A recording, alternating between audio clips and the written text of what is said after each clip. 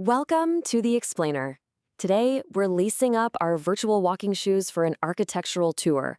We're going to explore exactly how different global cultures traveled across the world and completely shaped the beautiful, iconic buildings of the Caribbean that we know today.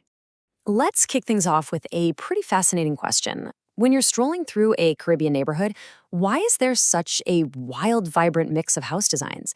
Seriously, you might see a colorful, intricately carved wooden home right next to a flat-roofed concrete house, sitting right next to a building wrapped entirely in porches. How did all these wildly different styles end up sharing the exact same street? Well, it all comes down to one core concept: an architectural melting pot. As people from different cultures arrived in the region over the centuries, they didn't just pack their clothes and furniture. They brought their unique ideas, their historical designs, and their distinct building styles right along with them. And that created this completely blended, living landscape we see today. So here's our roadmap for today's walk. We're making 4 distinct stops to check out these major influences: the practical British style, the decorative French style, the detailed Indian style, and finally, the modern American style. Let's get moving. All right, stop number 1, the practical British style. You can spot the British colonial influence a mile away. It's immediately recognizable by those beautiful, wide wooden verandas wrapping around the structures, usually paired with those classic, heavy green window shutters. I mean, these are the absolute quintessential markers of British design in the Caribbean.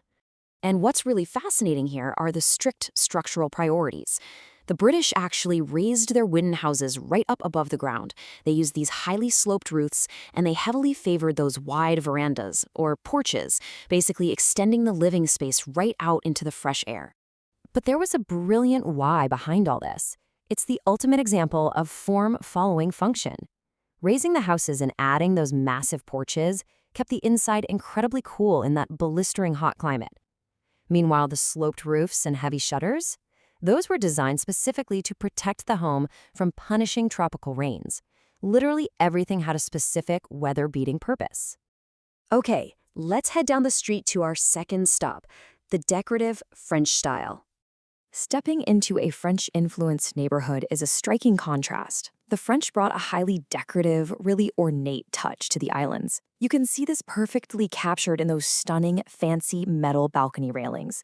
They're delicate, they're intricate, and they instantly draw your eye. This whole style is just defined by a profound desire for elegance. Beyond the delicate metalwork, you'll find these massive, large windows and sweeping doors. Prominent balconies became a huge focal point for the home, and they weren't afraid to use vibrant, colorful building exteriors to make everything just completely pop against the tropical landscape. So look at this fascinating contrast in priorities. While the British were heavily focused on weather practicality and cooling down, the French prioritized stylishness.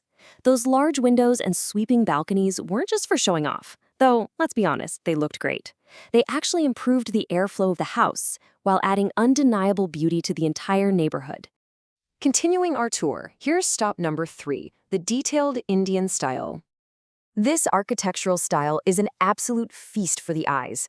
It blends extraordinarily bright, vibrant colors with meticulously carved designs right into the wood.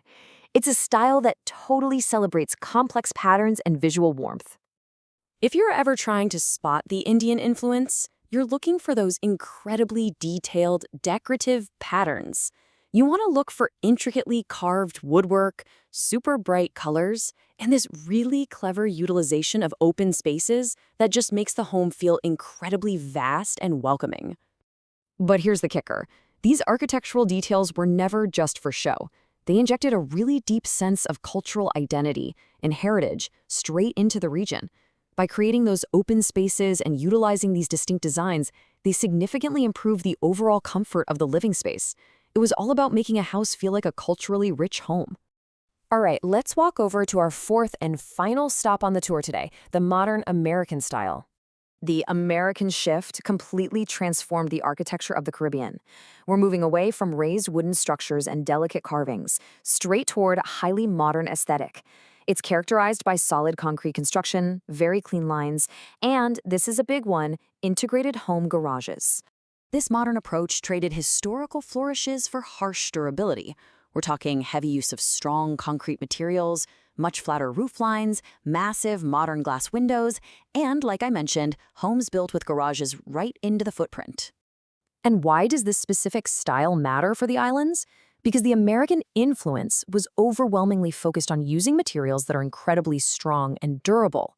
It traded those historic, ornate details for a distinctly modern look, one that's literally built to last against extreme tropical weather using the sheer brute strength of concrete. So, to quickly synthesize our walking tour, it really is a brilliant clash of priorities. The British brought cool and practical, the French brought stylish and decorative, the Indians brought detailed and cultural, and the Americans brought modern and strong. All right, let's do a quick pop quiz. Do you remember which culture uses those massive, practical wraparound verandas to beat the heat? Yep, that was the British. Question 2. What specific feature is super common in French buildings? Think back to that airflow and pure beauty. Exactly. It's those sweeping, delicate metal balcony railings. And for our last quiz question, which style relies most heavily on concrete? If you guessed the modern American style with its durable, flat-roofed structures, you absolutely hit the nail on the head. To wrap up our explainer today, the main takeaway is that Caribbean architecture isn't just one monolithic thing. It's a living, beautiful, blended story of global cultures and history. You can literally see the melting pot as you walk down the street. So I'll leave you with this. If you were moving to the Caribbean tomorrow and building a house from scratch, which of these 4 incredible styles would you want to call home?